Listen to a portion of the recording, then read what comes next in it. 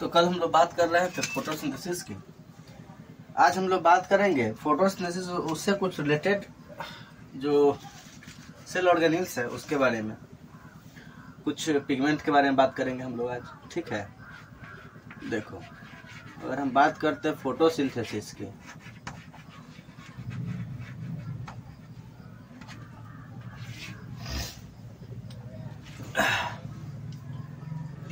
देखो तो फोटोसिंथेसिस में कल बताए थे 4 चीजों की आवश्यकता होती है: क्लोरोफिल, सनलाइट, CO2, H2O। ये मिल जाता है उसको, पेड़ के पत्ते में रहता है। ठीक है, नॉर्मली यह तुम्हारा मैग्नीशियम कंपाउंड होता है। सनलाइट तो सन से आ जाता है। CO2 में दो बातें हैं कि प्लांट दो टाइप का हम लोग देखते हैं। एक होता है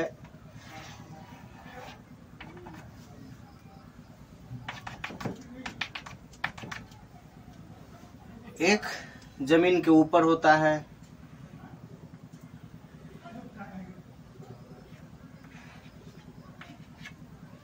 ठीक है। दूसरा पानी के भीतर होता है, ठीक है। तो ये तो जो एटमॉस्फेयर में एयर है, एटमॉस्फेरिक जो एयर है CO2 है, उसको यह ले लेगा। लेकिन ये कहाँ से लेगा? तो CO2 जो वाटर में डिजॉल्व होता है, CO2 dissolve in water. Aquatic plants water में डिजॉल्व CO2 को लेता है, जबकि टेरेस्ट्रियल प्लांट एटमॉस्फेरिक CO2 को इस्तेमाल कर लेता है। अब बात आती है H2O की। तो H2O कैसे जाएगा प्लांट में? तो प्लांट में H2O जाने का एक ही तरीका होता है जो हम कल बताए भी थे, रूट हेयर के थ्रू। रूट हेयर होता क्या है? तो root hair is actually extension of roots, that is which type of extension? That is single celled extension. यह तुम्हारा रूट हेयर हो गया, ये तुम्हारा रूट है। ठीक है, तो जो सिंगल सेल्ड एक्सटेंशन होता है रूट का, वही रूट हेयर कहलाता है।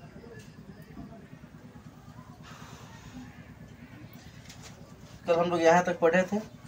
हम लोग स्टेज ऑफ फोटोसिंथेसिस पे बात कर रहे थे कल, आज उसी के बारे में डिस्कस करेंगे। तो देखो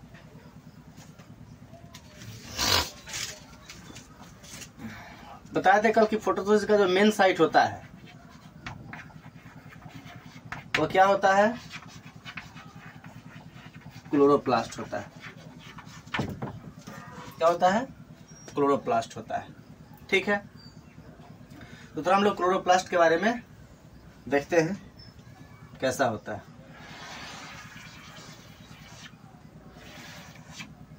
क्लोरोप्लास्ट 2 लेयर वाला एक सेल ऑर्गेनेल होता है।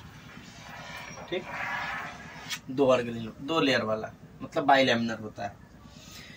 इसके अंदर इस प्रकार से हमें ग्रैना देखने को मिलता है।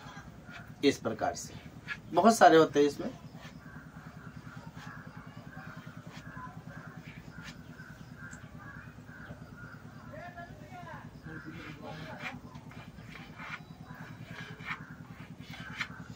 ये आपस में जुड़ा होता है किससे? लैमेली से।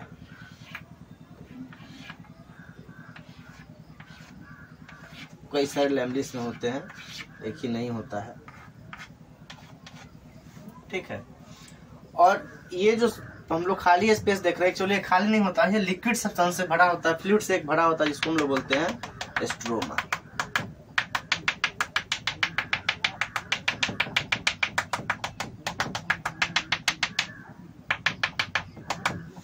ठीक है, तो क्या क्या हो गया इसमें? ये हो गया तुम्हारा लैमेली, ये हो जाता है तुम्हारा ग्रैनम या ग्रैना। सिंगुलर ग्रैनम होता है और प्लूरल ग्रैना होता है। ये तुम्हारा हो जाता है स्ट्रोमा। ठीक है, ये है क्या? तो ये है क्लोरोप्लास्ट। थोड़ा यहाँ पे डिटेलिंग कर देते हैं जो ग्रैनम हम लोग देख रहे हैं, एक्चुअली ग्रैनम इस पूरा को बोलते हैं। जो ये देख रहे हैं हम लोग, एक जो कॉइन हम लोग अरेंज कर रहे हैं, यह पूरा को मिलाकर क्या बना लेता है, ग्रैनम बना लेता है। ठीक है, लेकिन अगर उसमें से हम एक निकाले, अगर हम उसमें से एक ऐसा वाला निकाले, इसको क्या बोलते हैं, दिस इज कॉल्ड थाइलाकॉइड। इसको क्या बोलते हैं, थाइलाकॉइड बोलते हैं। ठीक है, ये जितनी बातें मैंने आपको बताई है, सारी बातें ध्यान रखेंगे, आगे इसका इस्तेमाल है। ठीक है, so the individual unit of granum is called thylakoid. Chloroplast is filled with a fluid that is called fluidomatrix, that is called stroma, and a tubular structure between a tubular structure that extends out of the granum is called lamellae। तो यहाँ तक आप लोग clear है? ठीक है, और इसका जो यह लेयर है, यह बना होता है तुम्हारा फॉस्फोलिपिड का। ठीक है, लिपिड लेयर होता है, ये इस टाइप से अरेंज होता है। ये इस पे ये लेयर है, अगर इसको हम देखेंगे, सॉरी इसको नहीं,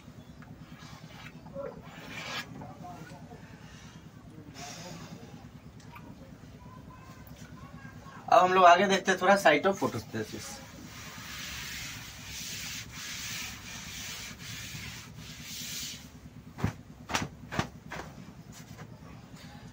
देखो, अगर हम बात करते हैं फेजेस ऑफ फोटोसिंथेसिस का,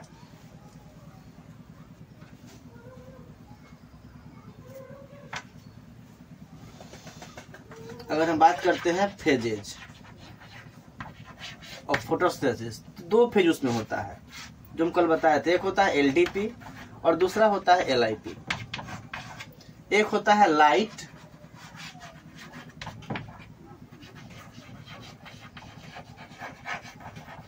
डिपेंडेंट फेज, एक होता है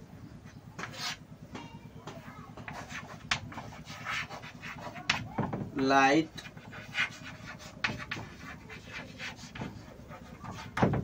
इंडिपेंडेंट फेज।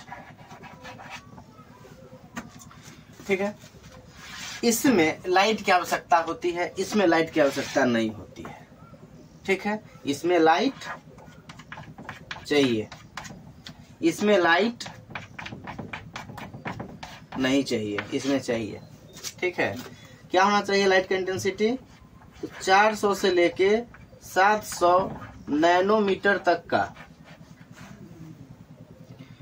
लाइट का बैंडविड्थ होना चाहिए। कितना, 400 से लेके 700 नैनोमीटर तक का। ठीक है, लाइट डिपेंडेंट फेज कहाँ होगा, तो ये होता है ग्रैनम में।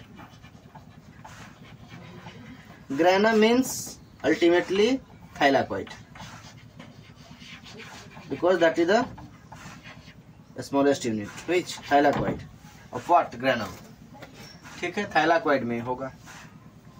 ये होता है कहाँ, इसमें तो लाइट चाहिए ही नहीं, तो भाई इसकी क्या जरूरत है, क्यों, क्या जहाँ हम लाइट का लिख रहे हैं, वेवलेंथ। इसमें ग्रैनम जो होता है थाइलाकॉइड में होता है, ये कहाँ पे होता है, तो ये होता है स्ट्रोमा में।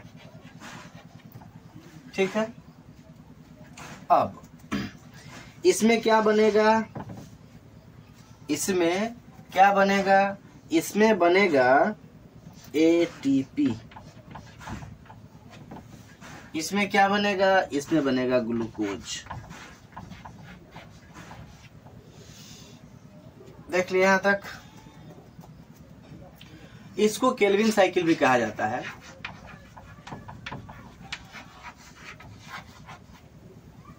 लाइट इंडिपेंडेंट फेज को केल्विन साइकिल भी कहा जाता है। ठीक है, चलिए इसको थोड़ा हम लोग फोटो बना के देख लेते हैं।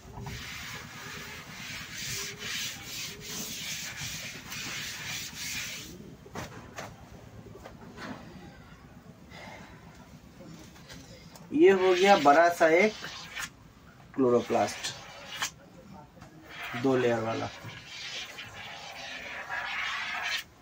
ठीक है, इसमें हो जाता है तुम्हारा एक थाइलाकॉइड।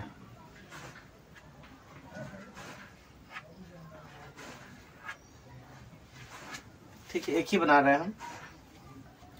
फिर तुम्हारा हो जाता है इसमें स्ट्रोमा। को जो बात हम बताए हैं ना उसी को क्या कर रहे हैं, हम फोटो पे उकेर दे रहे हैं बस। ठीक है,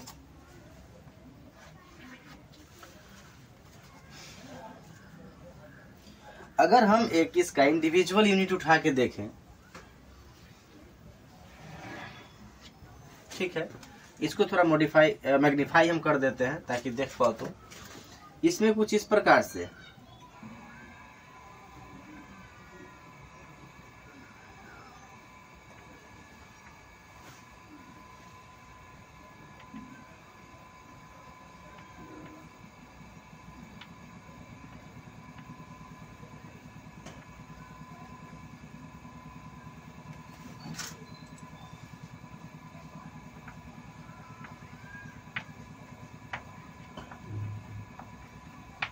ये तुम्हारा थाइलाकॉइड है। ठीक है, थाइलाकॉइड का हम एक इसका जो मेम्ब्रेन है उसको हम माइक्रोस्कोप के अंदर अगर देखेंगे तो यहाँ पे हमको ये फॉस्फेट बॉडी मिल जाता है, हेड हो जाता है फॉस्फेट वाला, और इसका टेल रीजन होता है, ये होता है तुम्हारा लिक्विड का। ठीक है, इसी से इसका मेम्ब्रेन बना होता है।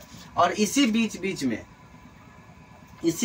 में तुम्हारा जो ग्रीन कलर देखते हो क्लोरोफिल, जो तुम क्लोरोफिल देखते हो, चलिए ग्रीन कलर का नहीं इसलिए येलो कलर से लगा रहे हैं, जो तुम ग्रीन देखते हो इसी में वो पिगमेंट ट्रैप्ड होता है, इसी लेयर में। ठीक है, मतलब यह जो लेयर है इसी में यह ग्रीन कलर ट्रैप्ड होता है, और वहीं पे क्या होता है, सनलाइट जब आता है तो यहाँ पे उसको ट्रैप कर लेता है, और उसी से एक्साइटेशन के कारण इलेक्ट्रॉन का रिलीज होता है। वो काफी लंबा चौड़ा मैकेनिज्म है, वो आपको नहीं जानना है। बस आपको जानना है कि जो LDP है, लाइट डिपेंडेंट फेज है, वह कहाँ पे होता है। तो वह आपका होता है थाइलाकॉइड के मेम्ब्रेन पे। क्या हो गया, थाइलाकॉइड के मेम्ब्रेन पे क्या होता है, LDP शुरू होता है।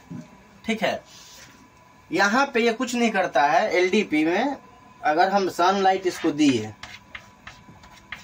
सनलाइट दिए, ठीक है, यहाँ से लाइट आया, अरे यहाँ पे पड़ा, ये उसको क्या किया, कैप्चर कर लिया। ठीक है, इसके बाद क्या हुआ, वहां पर एक रिएक्शन हुआ जहां से क्या हुआ कि ATP जनरेट हो गया। यहां से अब निकलेगा क्या, यहां से निकलेगा ATP। ATP का फुल फॉर्म लोगों को पता है, ये होता है एडिनोसाइन ट्राइफॉस्फेट।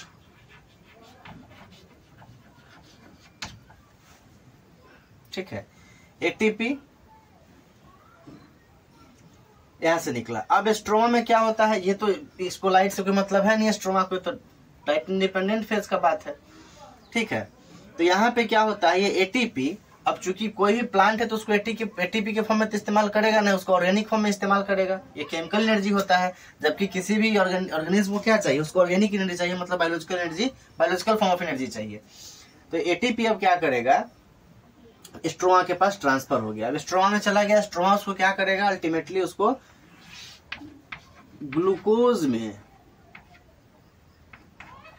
कन्वर्ट कर देगा। ठीक है, इस प्रकार से जो फोटोसिंथेसिस का प्रोसेस है वह पूरा होता है विद इन द क्लोरोप्लास्ट। ठीक है, ऐसा नहीं है कि लाइट डिपेंडेंट फेज दिन में होता है और लाइट इंडिपेंडेंट फेज रात में होता है, ऐसा कुछ नहीं है, दोनों ही साथ में होता रहता है, क्योंकि एक दूसरे का पूरक होता है दोनों। अगर हम बात करते हैं ATP की, तो दिस इज द, ये फर्स्ट स्टेप में हो जाता है तुम्हारा। ठीक है, जबकि ग्लूकोज का फॉर्मेशन स्ट्रोमा करता है और यह सेकेंड स्टेप में होता है। ठीक है, इस प्रकार से तुम्हारा मैकेनिज्म ऑफ फोटोसिंथेसिस कंप्लीट होता है। ठीक,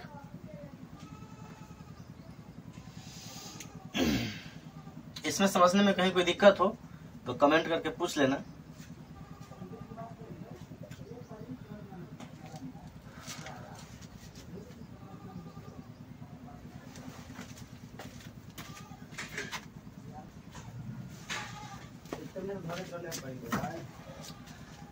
अगर तुम पूरा बात मामला पे गौर करोगे तो यहाँ पर देखोगे कि इस फेज में, लाइट डिपेंडेंट फेज में, लाइट केमिकल एनर्जी में कन्वर्ट हो रहा है, मतलब light energy is being converted into chemical energy with the help of this thylakoid, whereas in light independent phase you will find this ATP is being converted into glucose with the help of a stroma present in chloroplast.